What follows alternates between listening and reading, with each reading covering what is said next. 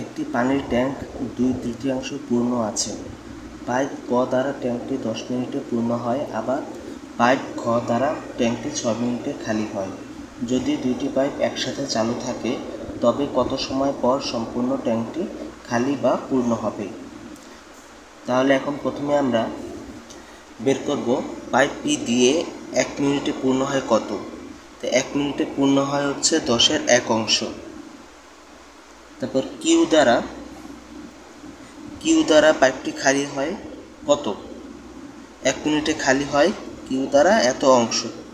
তার মানে এটা হচ্ছে পূর্ণ, এটা হচ্ছে খালি।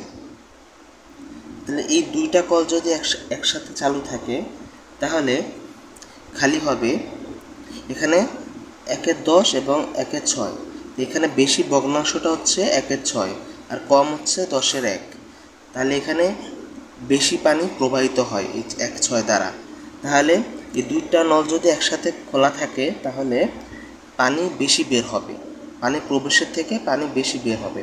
তাহলে এই দুইটি নল খোলা থাকলে 1 মিনিটে খালি হবে, 1 মিনিটে খালি হবে সমান সমান 1/6 বিয়োগ 1/10। তাহলে এখানে আমরা লসাগু করলে পাই 30, লসাগু ধরলাম, তারপর 5, 3, তাহলে এখানে পেলাম উপরে 2, নিচে 30। তাহলে কাটাকাটি করলে এখানে হবে 1/15।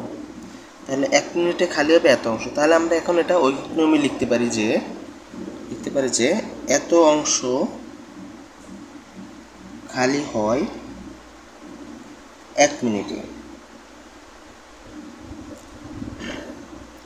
তাহলে 1 অংশ খালি হয়, উল্টে যাবে, শুধু এখানে 15 হবে।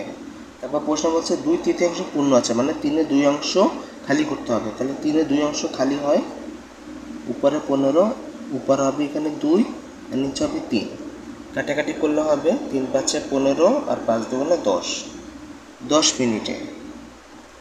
এখানে দুইটি নল একসাথে চালু থাকলে 10 মিনিটে সম্পূর্ণ ট্যাঙ্কটি খালি হবে। তাই এখানে 10 মিনিট হচ্ছে এই প্রশ্নের উত্তর।